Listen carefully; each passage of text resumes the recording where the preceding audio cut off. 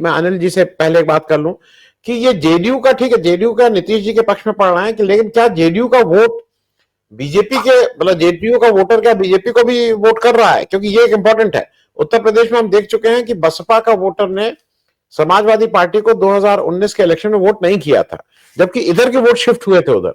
तो क्या ये स्थिति वहां, क्योंकि एक एक एक ऑब्जर्वेशन ये भी आ रहा था कि नीतीश के वोटर थोड़ा गुस्सा हैं, क्योंकि अमित शाह ने और बीजेपी ने जिस तरह से उनको ट्रीट किया है, और वो सबक सिखाने के उसमें, जिस तरह से चिराग पासवान को उन्होंने करके नीतीश जी की सीट कम करवाई थी। इस बार जो नीतीश जी का वोटर है वो उनके पीछे खड़ा है, लेकिन वो शिफ्ट कितना होगा ये एक शायद रिजल्ट के समय ही पता लगेगा मेरे ख्याल में। अगर एक कोई बहुत क्विक रिस्पांस हो तो पंकज जी एक आधे मिनट में दे दिए, नहीं तो फिर मैं अनिल जी से बात कर लूं इस पर, अगर क्विक रिस्पांस हो। सर, चूंकि ये अलायंस बहुत पुराना है तो लोगों के मन में कोई बहुत ज्यादा कंफ्यूजन नहीं है। और मुझे लगता है कि जैसे हमारे यहाँ तीर का निशान नहीं था तो लोगों ने कहा कि तीर नहीं है तो फूल पे हम वोट करेंगे। लेकिन दूसरी तरफ जो है वो भी बड़ा एग्रेसिव है, महागठबंधन का भी वोटर बड़ा एग्रेसिवली वोट कर रहा है। और इसमें कहीं दो राय नहीं है कि एमवाई समीकरण काम कर रहा है ग्राउंड पे। और जो हमने ऑब्जर्व किया है उसमें मैंने ये देखा है कि जो परंपरागत रूप से जो सहनी वोटर है हमारे यहाँ, जो मलाह कहते हैं, वो भाजपा के वोटर माने जाते हैं। बहुत ज्यादा मुकेश सहनी के आने से बहुत ज्यादा हम अपने यहाँ प्रभाव नहीं देखे हैं। अलबत्ता ये जरूर कहा गया है कि भाई उनको डिप्टी सीएम बनाया जाएगा तो आप लोग वोट करिए। तो मैं भी कई कॉन्स्टिट्यूंसी में जब घूमा था तब उन्होंने कहा था कि हाँ मैं विचार करूंगा, ऐसा करूंगा।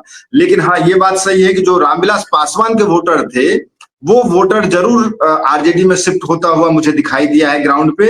और उन लोगों ने जरूर आरजेडी को वोट किया है, इसमें कहीं दो राय नहीं है। जी, मैं अनिल भाई आपके पास आ जाऊं, लेकिन एक चीज जरा इसमें पूछ, अनिल जी, एक चीज जो पंकज जी ने उठाया उस पर भी एक जरा आप उत्तर दे दीजिएगा कि ये जो इस बार जो पुलिस बल आया है उसमें ज्यादातर क्या सभी भाजपा शासित प्रदेशों से लोगों को लाया गया है। उत्तर प्रदेश से कुल जो 208 कंपनीज आई हैं उसमें से 40 उत्तर प्रदेश से आई हैं।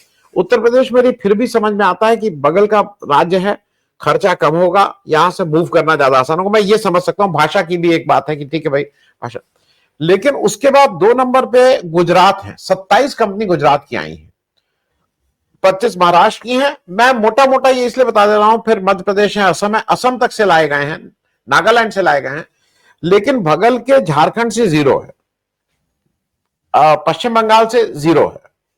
ये मैं 2 राज्यों को इसलिए कर रहा हूं, मैं तमिलनाडु और कर्नाटक की बात नहीं कर रहा हूं, लेकिन जो लगे हुए राज्य हैं जहां से मूवमेंट भी आसान था।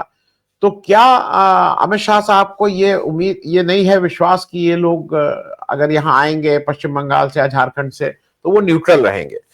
तो एक तो आप इस पे एक जवाब दे दिएगा। दूसरा, मैं एक चीज और आपसे समझ लूं, जब कल ये धमाका हुआ उसके बाद एक बीजेपी बैकफुट पे थी, और जैसा बीजेपी करती है, आज सुबह बीजेपी ने क्या किया, और ये बीजेपी को ट्रोल आदमी वो सेट स्टैंडर्ड है, इसलिए मैं, वो जो भी उनका सेल है, आईटी सेल, धर्मेंद्र जी को मार दिया गया सुबह। ये हुआ कि धर्मेंद्र को मारो, 3-4 घंटा निकालो इसमें, फिर धर्मेंद्र मारने के बाद फिर कुछ और लाया जाएगा। लेकिन वो चूंकि हेमा मालिनी जी ऑन रिकॉर्ड आ गई, ईशा गोयल ऑन रिकॉर्ड आ गई कि भाई उनकी तबीयत खराब जरूर है, एडमिट है, इंप्रूव हो रहे हैं, कहीं कोई मरे नहीं है, तो वो मामला 1-1.5 घंटे में खुश हो गया। हालांकि हमारे यहाँ से हमारे मुख्यमंत्री ने कंडोलेंस संदेश उनको सब लिख दिया था एक्स पे, कितने अच्छे वो थे, बढ़िया वो थे, मर गए, ये हो गया, ये सब कुछ उनको उनकी अंत्येष्टि हो गई थी। पास्ट रिकॉर्ड यह है कि इस तरह की अफवाह में आदमी और जी जाता है। मैं इसलिए कह रहा हूं कि उस बम के धमाके से अलग अलग प्रतिक्रिया है। जो आईटी सेल वाले हैं वो कह रहे हैं देखा अब तो वोट एक तरफा पड़ेगा बिहार में। कुछ लोगों का मानना यह है कि भले ही 2 वोट कम पड़े, लेकिन इसकी वजह से अमित शाह और गृह मंत्रालय और केंद्र सरकार की नाकामी भी साफ दिखाई दे रही है। दिल्ली में अगर इतना बड़ा जमावड़ा हुआ है, ये भी दिखाई दे रहा है कि ये क्या हो रहा है, तो उनको वोट कम पड़ेंगे। मैं उस पर भी एक, उसका रिएक्शन क्या होगा उस पर भी जरा मैं वोट के टर्म से पूछूंगा। और एक आपसे जो ये क्या बिहार के लोग एक बार फिर प्रूफ करेंगे कि इस देश के लोकतंत्र बचाने में जो ये इतना हाई परसेंटेज ऑफ वोटिंग है, वो हो सकता है ठीक है वो बीजेपी की 101 में 101 सीट जिता दें, लेकिन अगर 75% लोग वोट कर रहे हैं तो अगर वो जिता रहे हैं तो ठीक है वो, लेकिन हाई परसेंटेज ऑफ वोट लोकतंत्र की जीत कहीं ना कहीं जरूर है। अनिल भाई। देखिए ये जो है, ये जो हाई परसेंटेज ऑफ वोट, पहले इसी से शुरू करते हैं। ये एंड इसके चुनाव आयोग के खिलाफ है वोट। चुनाव आयोग ने लोगों के वोट काटे थे और लोगों ने बम्पर वोटिंग करके बताया कि हमको चाहिए, चुनाव चाहिए, मतदान का अधिकार चाहिए और ये तुम्हारा आपका नहीं चलेगा। तो ये बम्पर वोटिंग जो है, चुनाव आयोग को एक प्लेयर के रूप में लिया जाना चाहिए। वो एक पॉलिटिकल पार्टी है, जो ए टीम है उसकी, क्या कहते हैं, भाजपा की, बी नहीं ए टीम है। उसको ये लास्ट मौका था कि वो अपनी क्रेडिबिलिटी बचा ले, लेकिन ज्ञानेश कुमार गुप्ता जी जो है वो नहीं इसको बचाना चाहते हैं और इतिहास में दर्ज कराना चाहते हैं सबसे जो है कलंकित मुख्य चुनाव आयुक्त के रूप में। तो ये इसमें साबित हो गया, आज लास्ट का डे है। बिहार के लोगों ने ही साबित कर दिया कि आपकी ये कोशिश नहीं चलेगी। तो लोकतंत्र के पक्ष में तो है निश्चित तौर पे कि लोकतंत्र के पक्ष में लोगों ने वो बम्पर वोटिंग की। लोग बाहर से आए और कुछ तो लाए भी गए, लेकिन लाए नहीं गए, असल में थे क्या कि वो आना चाहते थे। जिन लोगों ने पैसा दिया वो उसके सहारे चले आए, नहीं तो लाने से वो बाहर के लोग अपनी नौकरी छोड़ के, अपना काम धंधा छोड़ के थोड़े ही आते। बड़ी संख्या में माइग्रेंट लेबर्स भी आकर के उन्होंने मतदान किया है, इसीलिए कि उनको लगा कि ये मतदान का अधिकार चला जाएगा अगर हम लोग इस तरह से इसके प्रति उदासीन रहे मतदान करने से। तो ये एक तो फर्स्ट ऑफ ऑल जो भी किया था, ये क्या कहते हैं चुनाव आयोग ने, उसको जवाब दिया लोगों ने अपने तरीके से, और ये एक पॉजिटिव साइन है। दूसरा है कि चुनाव आयोग को ये मौका था, शुरू से वो ट्राई कर रहा था कि बीजेपी कैसे, और इससे ये जो गुजरात से और ये जो आसाम से ये सब जो आए हैं, मतलब जो ये क्या कहते हैं भाजपा शासित राज्यों से पुलिस के फोर्स, इससे साफ हो जाता है कि वो जो है उसका कार्यालय होम मिनिस्ट्री में शिफ्ट कर देना चाहिए चुनाव आयोग को। वो कुछ भी कोई नियम नहीं बना सकती है, जो अमित शाह और गृह मंत्री कहते हैं उसके हिसाब से उसको काम करना पड़ता है। ये रिक्विजिशन देता है, जरूर निश्चित तौर पर रिक्विजिशन जो है होम मिनिस्ट्री को जाता है चुनाव आयोग की ओर से कि हमको इतना बटालियन चाहिए, और वो करता है, लेकिन वो निगोशिएबल है। ये नहीं है कि मतलब जो भी चाहे होम मिनिस्ट्री उस हिसाब से डिप्लॉयमेंट कर दे। डिप्लॉयमेंट का क्या नेचर होना चाहिए, डिप्लॉयमेंट का क्या तरीका होना चाहिए, ये चुनाव आयोग को तय करना होता है। ये उन्होंने ये जो अपनी क्या कहते हैं उनका अधिकार था, वो उन्होंने सौंप दिया है होम मिनिस्ट्री को। इसीलिए निश्चित तौर पर जब अमित शाह को कहा जाएगा कि पीस कीपिंग फोर्स जैसे यूनाइटेड नेशंस में होता है, तो सबसे ज्यादा उनको गुजरात ही नजर आएगा, जो सबसे पार्टीजन क्या कहते हैं, सबसे पक्षपाती प्रशासन और पुलिस जो है फोर्स है गुजरात में। क्योंकि 2002 से जो उसका ये है क्या कहते हैं, जो उसकी विश्वसनीयता है, वो सब लोगों ने देखा है। आपने देखा है हसन जाफरी को मरते हुए, और लोगों को मतलब, और वो जो है उसको वहां की पुलिस ने क्या किया है। तो सबसे जो डिविसिव और क्या कहते हैं कलंकित पुलिस फोर्स है वो है गुजरात की, और उसको आप बिहार में चुनाव कराने के लिए लाते हैं, वो भी सीमांचल के इलाके में और इन इलाकों में। तो इससे जाहिर होता है कि एफिलिएशन जो है, इनकी जो निकटता है, इनकी जो क्या कहते हैं चुनाव आयोग की, वो बीजेपी के साथ है। तो ये तो दो बातें मैं इसके बारे में कहूंगा। दूसरा है क्या कि ये देखिए, अब जो पोलिंग हुआ है, वो पुराना फार्मूला है। पोलिंग तो एंटी इनकम्बेंसी के लिए खिलाफ होता है। सवाल है कि यहाँ एंटी इनकम्बेंसी किसके खिलाफ है? निश्चित तौर पर ये बीजेपी के खिलाफ है, मेरा ऐसा मानना है। क्योंकि नीतीश कुमार ने अपनी पॉलिटिक्स में एक चीज रखा कि हेट्रेड जो है उनके पॉलिटिक्स का कोर नहीं है। समर्पण, क्या कहते हैं लेथा, आलस, क्या कहते हैं कमजोरी, ये सब आप उन पर थोप सकते हैं।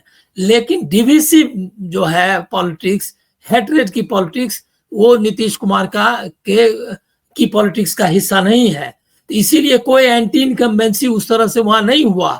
लोग इस बार हो सकता था कि उनको भूल जाते अगर कोई दूसरा उनको नजर आता, और तो कम वोट करते, लेकिन उन्होंने बीजेपी वालों ने ही उनको जिंदा कर दिया। जब उनके खिलाफ उन्होंने जब पूरी संरचना कर दी और सिर्फ नीतीश को इतना ही किया, नीतीश ने, कि ये संरचना को उन्होंने लोगों के सामने ला दिया कि हमारे खिलाफ इन्होंने व्यूह रचा है, अब आप लोग देख लीजिए। कुछ नहीं कहा, देखिए एक प्रेस कॉन्फ्रेंस नहीं की। मैसेजिंग तो ये होता है ना, मैं तो कहूंगा कि चाणक्य वगैरह का जो टाइटल है वो इनको क्या कहते हैं, अमित शाह वगैरह को देना एकदम मतलब मीडिया की ये है, क्या कहते हैं, उसका पक्षपात है। ये अगर देना हो तो इस बीमार और क्या कहते हैं बूढ़े और जो क्या कहते हैं अस्ताचल माने जाने वाले नीतीश कुमार को देना चाहिए, जिसने कि अपने को रिवाइव कर लिया विदाउट कोई एक प्रेस कॉन्फ्रेंस किए हुए, बिना कोई क्या कहते हैं प्रचार किए हुए कि इनके हम खिलाफ हैं, मैसेज दे दिया लोग। जो मैसेज ये होता है, ये जो है चालाकी होती है कि मैसेज गया भी, मुंह से एक शब्द नहीं बोला कि बीजेपी हमारे खिलाफ है, सिर्फ भाव भाव और थोड़े से जो है हमारे कहता है नक्शा पानी, तो वो जो है नक्शा पानी जो है उन्होंने दिखा दिया, बस इसके अलावा जो है कुछ नहीं किया। लेकिन सब लोग जान गए कि बीजेपी के खिलाफ है जेडीयू। और ये जो पोलिंग इस बार, मेरा अंदाजा ये सही कहा पंकज जी ने, सेकंड नंबर पे जेडीयू को रहना चाहिए। अब आपका पोलिंग आ जाएगा, ये क्या कहते हैं पेड जो सर्वेज हैं, एग्जिट पोल्स हैं, एकदम नकारा। इन लोगों पर बैन लग जाना चाहिए पहले, क्योंकि इनका कोई काम नहीं है। और नहीं तो कोई अगर ऑर्गेनाइजेशन होता, अगर क्या कहते हैं हमारा पत्रकारों का, तो हम लोग इनके खिलाफ स्टेटमेंट भी दे देते कि आप जब इतना डिस्क्रेडिट हो चुके हो तुम, तो बंद करो ये नाटक, ये जो कॉर्पोरेट का जो चोंचलेबाजी है उसको बंद करो। अब ये 2 दिन ये भी इसलिए भी चलेगा क्योंकि शेयर मार्केट नहीं गिर जाए। ये भी इसका रहता है कि शेयर मार्केट जो है, शेयर मार्केट में जैसे ही बिहार में गठबंधन एनडीए सरकार नहीं बनेगी तो शेयर मार्केट 100, 200, 400 पॉइंट जो भी है धड़ाम ना हो, लेकिन नीचे तो जाएगा ही। तो इसके लिए बचाने के लिए 4 दिन तक शेयर मार्केट जो है वो बचा रहे, ये भी एक उनका उद्देश्य रहेगा। और बाकी तो नैरेटिव है ही, नैरेटिव बिल्डिंग जब तक अपने से संभव हो। जीते कहता है ना, जब तक जिंदा है तब तक, तो जब तक सांस चल रही है तब तक इसको मतलब क्या कहते हैं चलाए रखना है। तो वही है मीडिया का कि जब तक बीजेपी हार नहीं जाती है तब तक 400 पार, 200 पार, 250 पार, 1500 पार, 2000 पार, सीट नहीं उतना पार कर देने के लिए भी वो आमादा रहेगा। ये एकदम गलीच मीडिया है, इसको ये यही करेगा। इसके लिए हमको कई चैनल्स पे से इनविटेशन है अभी से लेकर के रात तक के लिए। और मैं जो है यही बात सबको कहूंगा कि ये जो आया है, चाहे वो कहे भी अगर कि महागठबंधन के पक्ष में है, तो भी कहेंगे कि ये इस पर कोई भरोसा करने की जरूरत नहीं है। तो लेकिन मेरा अंदाजा, पंकज जी का सही अंदाजा है कि सेकंड नंबर जो है, फर्स्ट नंबर आरजेडी का होना चाहिए। लेकिन अब गुजरात का पोलिंग है, वीवीपैट आपको मिल रहा है नाले, ये क्या कहते हैं बाहर मैदान में बिखरा हुआ। और ये जो है क्या कहते हैं उनके गुजरात के प्रशासनिक अधिकारी यहाँ काम कर रहे हैं, ऑब्जर्वर्स उनके गुजरात और ऐसे ही भाजपा शासित राज्यों से आए। मतलब अपनी पूरी बेइज्जती, जब तक चुनाव आयोग के बारे में लोग ये मोर्चा निकाल करके ये तय नहीं करवा देगा कि अब प्रधानमंत्री और कैबिनेट का सदस्य मिलकर के विपक्ष जब तक उसका चुनाव आयोग, मुख्य चुनाव आयुक्त को नियुक्त करने की प्रक्रिया में सुधार के लिए आंदोलन नहीं करेगा, तब तक ये चुनाव आयोग को इसी तरह से आप काम करते हुए देखेंगे। तो ये इन सबको अगर छोड़ दीजिए तो कोई चांस नहीं है। बीजेपी इस बार आपने बिहार में लोएस्ट ये में आना चाहिए उसको, मेरे हिसाब से, क्योंकि उसका कहीं वो मैदान में नहीं है। मतलब जो पॉपुलर डिस्कोर्स है उसको कहीं से वो प्रभावित नहीं कर पाई है। लोग उसको कंसीडर ही नहीं कर रहे हैं मेरे ख्याल में, उनके भी मतदाता। और दूसरा नंबर पर जो हारने वालों में रहेगा वो दूसरा नंबर रहेगा चिराग पासवान का, और थर्ड नंबर में महागठबंधन से मुकेश सहनी का।